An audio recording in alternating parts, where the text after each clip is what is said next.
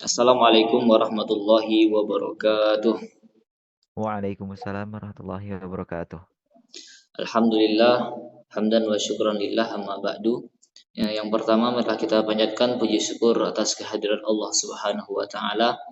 Dan yang kedua selawat berangkaikan salam tak lupa pula kita kirimkan kepada junjungan kita yakni habibana wa nabiyana Muhammad sallallahu alaihi wasallam. Sallallahu alaihi wasallam. Di sini kita akan berbincang-bincang santai itu mengenai tema pembagian waktu pagi dalam Al-Quran serta perspektif astronomi.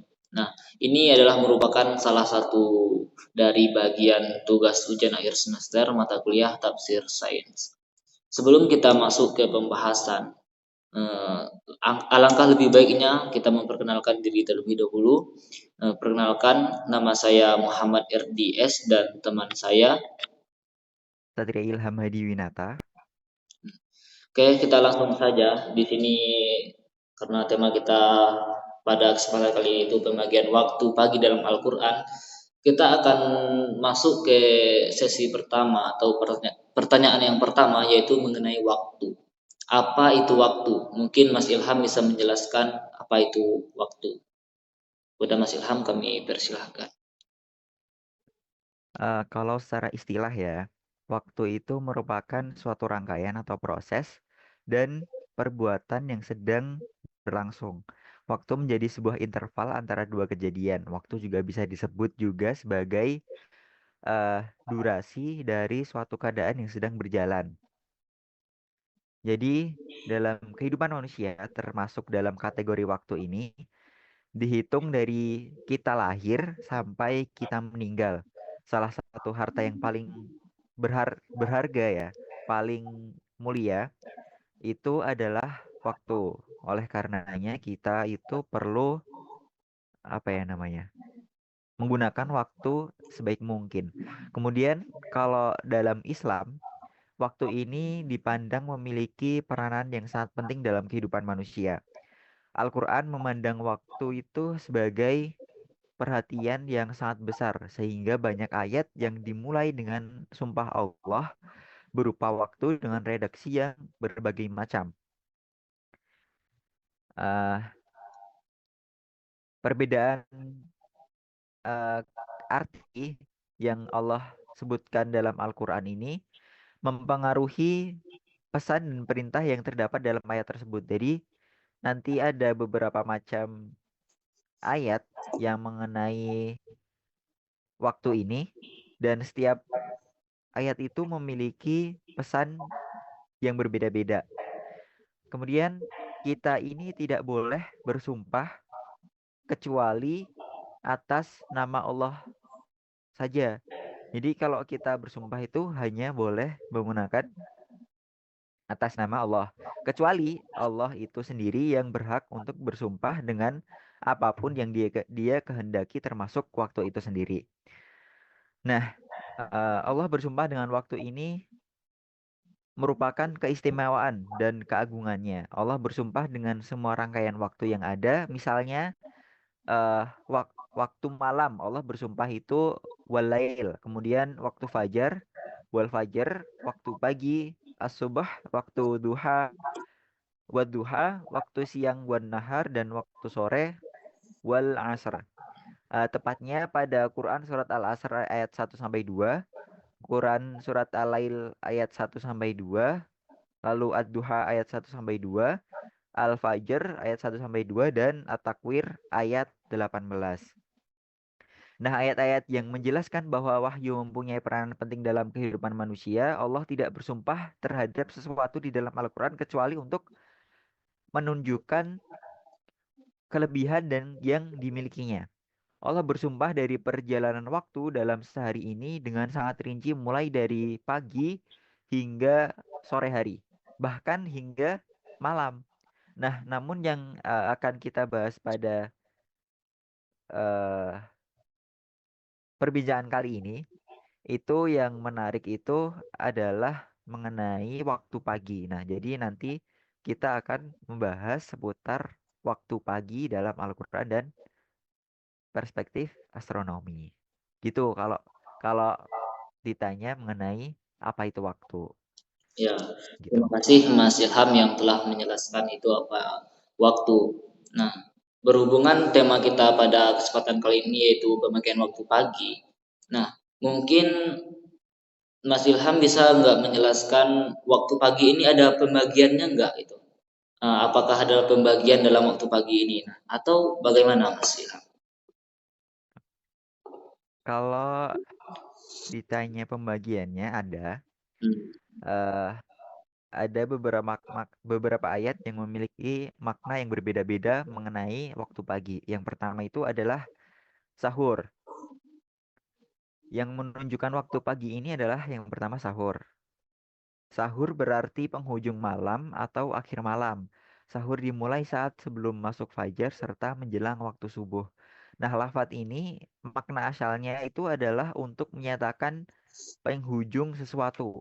Dikutip dari jurnal yang pernah saya baca, itu lafal subuh ini beberapa kali itu muncul di dalam Al-Quran. Jadi nggak cuma sekali. Yang pertama itu dalam Quran surat Al-Qamar. Kemudian yang kedua itu ada dalam surat Al-Imran. Lalu ada ayat lain di dalam Quran surat Az-Zariyat ayat 18. Nah, eh, jadi sahur ini intinya merupakan waktu penghujung malam yang tercampur gelapnya malam dan terangnya awal siang. Kemudian yang kedua adalah fajar. Kata kedua yang menunjukkan waktu pagi ini adalah fajar yang berasal dari kata fajaro. Kata tersebut muncul sebanyak sekitar 24 kali, kalau nggak salah, di dalam Al-Quran.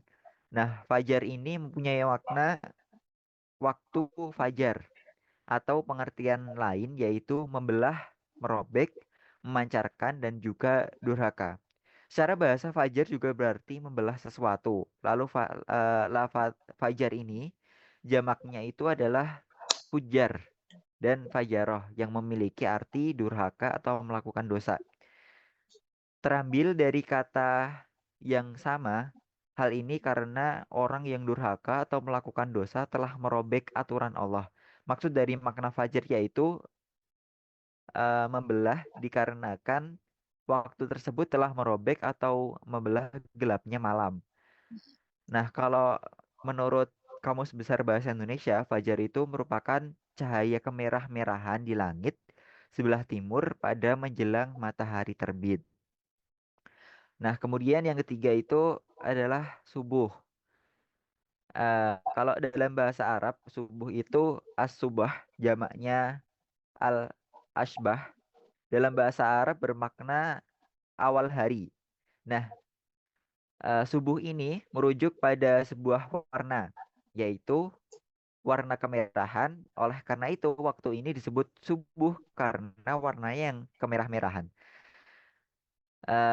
Subuh merupakan waktu yang mengawali adanya cahaya sinar siang hari, yang mengawali cahaya di siang hari. eh ini dapat kita apa ya? Kita cari dalam Al-Qur'an itu diantaranya dalam Quran surat Al-An'am ayat 96, kemudian Quran surat Al-Mudatsir ayat 34 dan At-Takwir ayat 19. Nah, ayat-ayat ini memperlihatkan bahwa waktu subuh adalah cahaya yang membelah gelapnya malam. Subuh merupakan lanjutan dari waktu fajar yang telah kita bahas tadi. Yang kedua, waktu fajar. Nah, begitu kalau dalam Al-Qur'an. Kemudian waktu pagi kalau dalam ilmu astronomi terjadinya pagi disebabkan karena berputarnya bumi dan bumi menghadap matahari. Dalam ilmu astronomi, fajar ini atau senja dibagi menjadi tiga. Yang pertama, civil twilight atau fajar sipil. Kemudian yaitu ketika matahari di posisi -6 derajat. Yang kedua adalah nautical twilight atau fajar nautikal, yaitu ketika posisi matahari -12. Kemudian yang ketiga yaitu senja astronomi. atau fajar astronomi, yaitu ketika posisi matahari minus 18 derajat. Nah, eh, fajar kazib disebut juga dengan fajar pertama. Hal ini dikarenakan dia muncul pertama kali itu diikuti dengan fajar sodik. Nah, fajar kazib dalam ranah ilmu astronomi dikenal dengan cahaya zodiak. Dalam bahasa Arab, kazib artinya dusta, dinamakan demikian karena awalnya dia muncul, namun dia juga segera menghilang. Jadi setelah muncul, gak lama menghilang gitu. Tanda-tanda bahwa fajar kazib ini telah muncul ialah cahayanya yang menjulang ke langit, laksana seperti ekor serigala, dan beberapa saat kemudian menghilang. Fajar kazib di sini dimaknai menyerupai ekor serigala karena tadi bentuknya itu seperti laksana ekor serigala yang berwarna hitam, hanya saja bagian dalam ekornya berwarna putih. Nah, ini nanti bisa di searching di Google sendiri bentuknya fajar kazib dan fajar sodik ini seperti apa. Kemudian fajar sodik disebut juga dengan fajar kedua karena muncul setelah pertama yaitu fajar kazib. Nah, kemudian twilight yang tadi sudah jelaskan merupakan sebuah sebutan bagi fajar sodik dalam dunia astronomi. Pertanda bahwa twilight telah muncul yang cahayanya menyebar di ufuk timur dengan warna keputih-putihan. Cahaya tersebut akan terus menyebar sampai matahari terbit. Nah, saat cahayanya sudah menyebar secara menyeluruh atau matahari terbit, maka fajar sodik telah berakhir. Hal ini juga menandakan bahwa waktu subuh sudah berakhir. Nah, seiring dengan kemajuan teknologi yang semakin modern saat ini, dengan munculnya jam, kuantifikasi dalam bentuk posisi atau ketinggian derajat matahari di bawah ufuk diperlukan untuk menentukan waktu fajar sodik, dikarenakan petunjuk yang terdapat dalam ayat Al-Quran dan hadis terkait eh, definisi dalam bentuk angka hanya bersifat fleksibel dan umum. Oleh karena itu, para ilmu pengetahuan sangat penting untuk mencari temuan terbaru dan perkembangan dari hal tersebut. Sedangkan fajar astronomi merupakan terminologi modern di dunia astronomi yang merujuk pada posisi matahari di bawah ufuk minus 18 derajat. Selain fajar astronomi, terdapat dua macam fajar yang lainnya, diantaranya fajar nautikal serta fajar sipil. Mungkin seperti itu kalau ditanya pembagiannya waktu pagi menurut Al-Quran dan menurut astronomi. Astronomi ya. Terus Itu. kita langsung aja Mas karena waktu udah mau asar kan. Kita langsung ke yang terakhir. Jadi garis besarnya antara Al-Qur'an dan astronomi ini hubungannya tuh bagaimana? Gitu. Kalau menghubungkan antara keilmuan dalam Al-Quran Ya. dan ilmu astronomi, ya, ini sesungguhnya kurang tepat dan menyempitkan makna dari pesan ayat Al-Quran.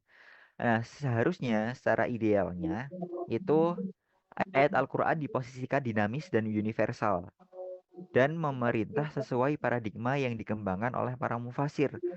Karena secara konten ayat-ayat Al-Quran berbicara bukan hanya soal awal waktu subuh, tetapi juga berbicara tentang ibadah atau tasbih.